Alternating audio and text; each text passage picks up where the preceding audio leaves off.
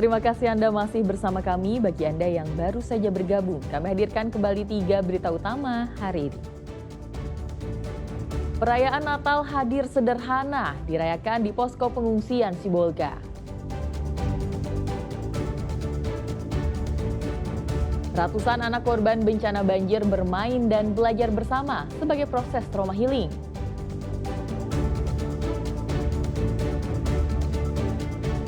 Arus penumpang di Bandara Internasional Kuala Namu, Kabupaten Deli Serdang terus meningkat, capai 160 penerbangan.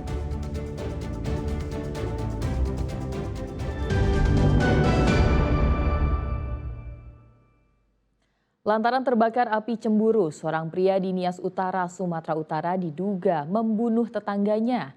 Jasad korban dimasukkan karung lalu dibuang ke jurang di dalam hutan.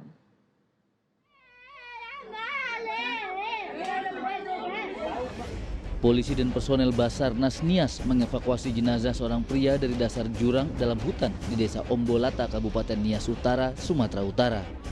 Jenazah itu ditemukan dalam keadaan membusuk terbungkus dalam karung pada 12 Desember saat polisi dan warga melakukan pencarian.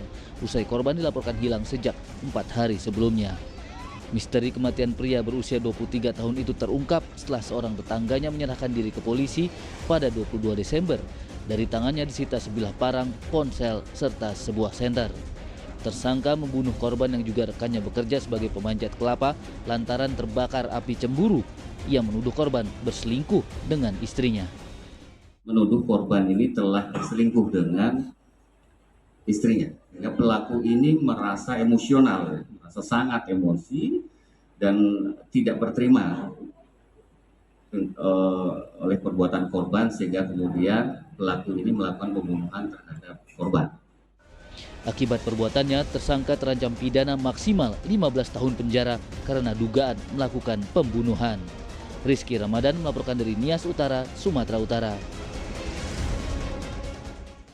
Diduga cekcok soal pembagian harta gonogini, seorang pria di Langkat, Sumatera Utara tewas dibacok mantan kakak iparnya. Upaya penangkapan pelaku pun berlangsung dramatis. Dalam rekaman video amatir, sejumlah anggota polisi berusaha melerai dan mencegah warga yang ingin menghakimi seorang pria warga desa Buluh Telang, Kecamatan Padang Tualang, Kabupaten Langkat, Sumatera Utara. Ya bukan tanpa alasan, pria berusia 53 tahun itu hendak dihakimi massa karena diduga telah membunuh mantan adik iparnya.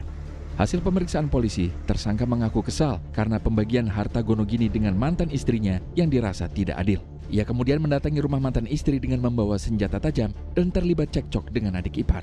Jadi tersangka memang sudah 3 bulan ini sudah komplain, kemudian mengancam karena merasa waktu perpisahan atau perceraian mereka ada ketidakadilan saat pembagian harta gonogini. Sehingga tersangka AS ini mendatangi rumah dari mantan istrinya, yaitu PR, untuk membahas tentang hal itu dengan membawa sajam. Atas perbuatannya tersangka dijerat pasal pembunuhan dengan ancaman hukuman 15 tahun penjara. Muhammad Hamdani melaporkan dari Langkat, Sumatera Utara. Naik turunnya harga komoditas sayur dari awal Desember berdampak terhadap sepinya pembeli di sejumlah pasar tradisional. Untuk menekan kenaikan harga tersebut, Pemkab Deli Serdang melakukan memberdayakan hasil panen lokal untuk ditempatkan di pasar-pasar murah.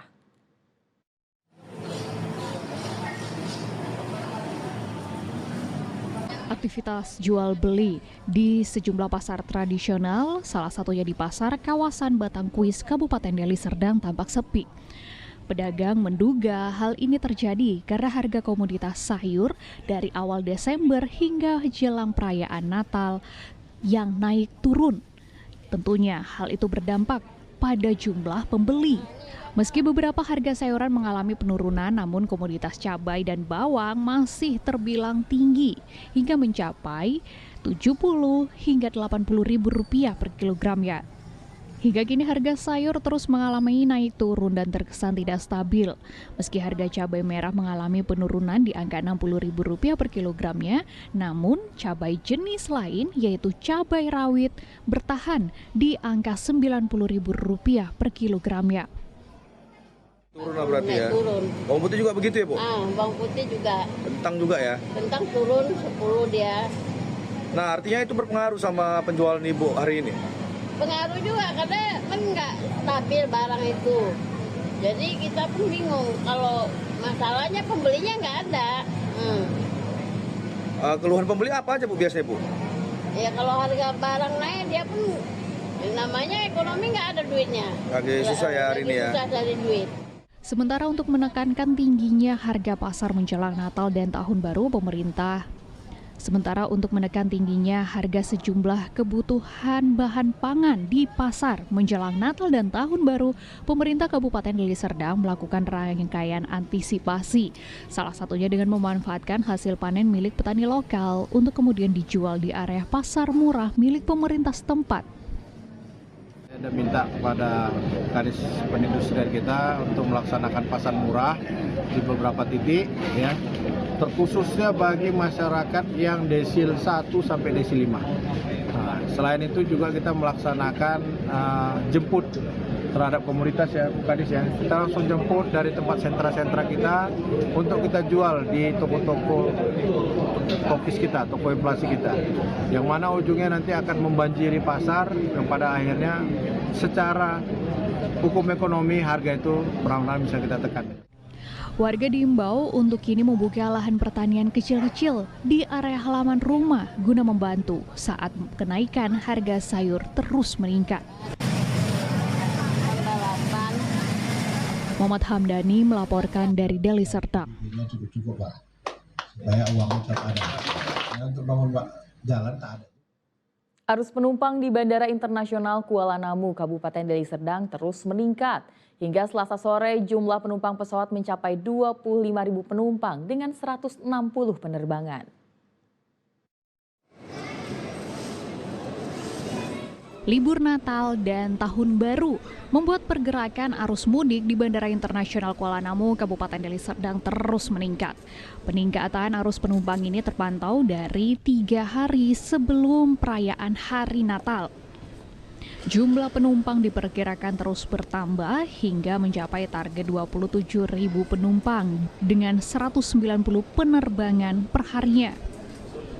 Para penumpang yang ada di Bandara Kuala Namu ini umumnya memilih rute Jakarta, Bandung, dan Surabaya. Untuk penerbangan internasional tujuannya yaitu Singapura dan Malaysia. Kita harapkan bisa mencapai 27.000 penumpang per hari. Seperti itu. Target antisipasi lonjakan penumpang kita ada berapa yang disiapkan? Kami sudah menyiapkan sebetulnya 106 slot extra flight di Bandara Kuala Namu ini.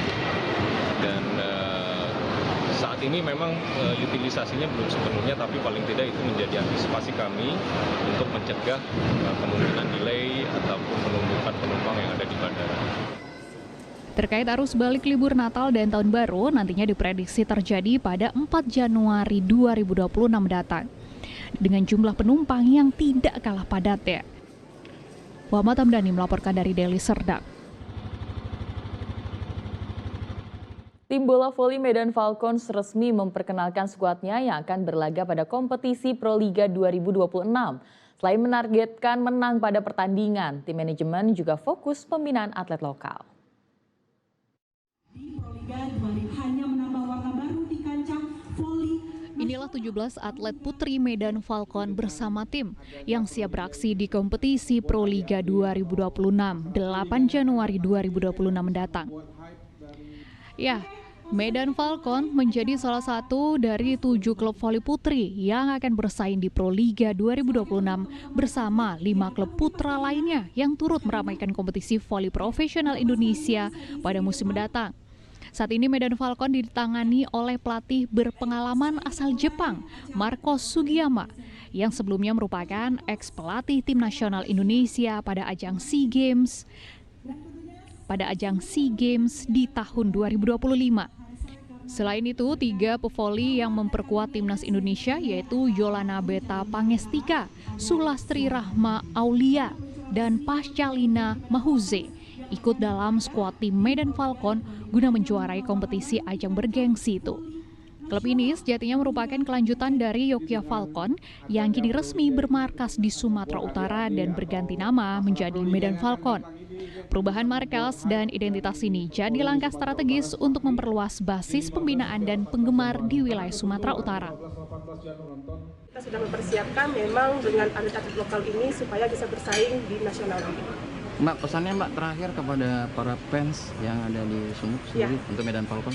Kalau untuk fans yang ada di Medan Falcon sendiri atau yang di Sumatera Utara ini, jangan lupa saksikan Proliga 2026 yang akan nanti menjadi tuan rumah di Medan atau di Gor Sport Center ya. Itu tuh nanti di tanggal 15 sampai tanggal 18. Jangan lupa datang, kita ramaikan, kita lihat bahwa Sumatera Utara ini melahirkan bibit-bibit unggul juga. Guna membangun chemistry antara pemain dan sesi latihan, tim pelatih sering membuat game kekompakan di antara para pemain. Untuk mungkin di saat latihan ya dibanyakin game situasi gitu untuk supaya chemistry-nya lebih dapat lagi.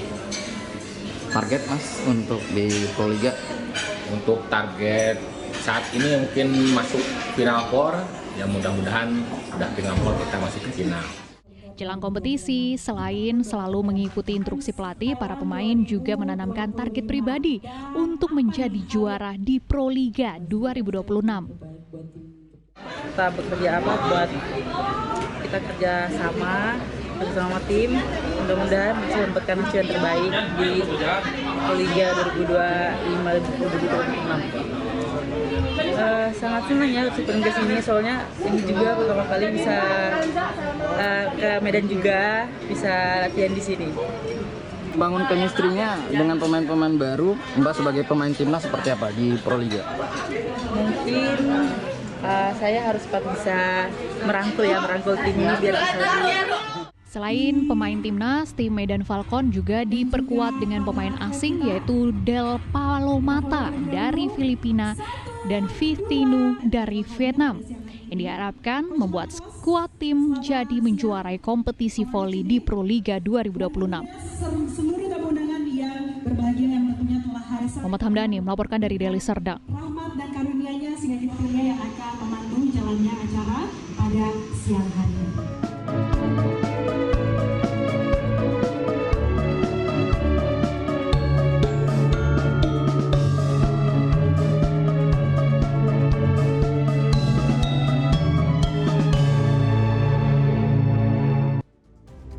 Laporan tersebut mengakhiri berita Sumut hari ini. Jangan lupa pastikan Anda subscribe channel YouTube Liputan 6 SCTV Daerah. Saya Tia Anissa, berterima kasih atas perhatian dan kebersamaan Anda. Selamat beraktivitas dan sampai jumpa.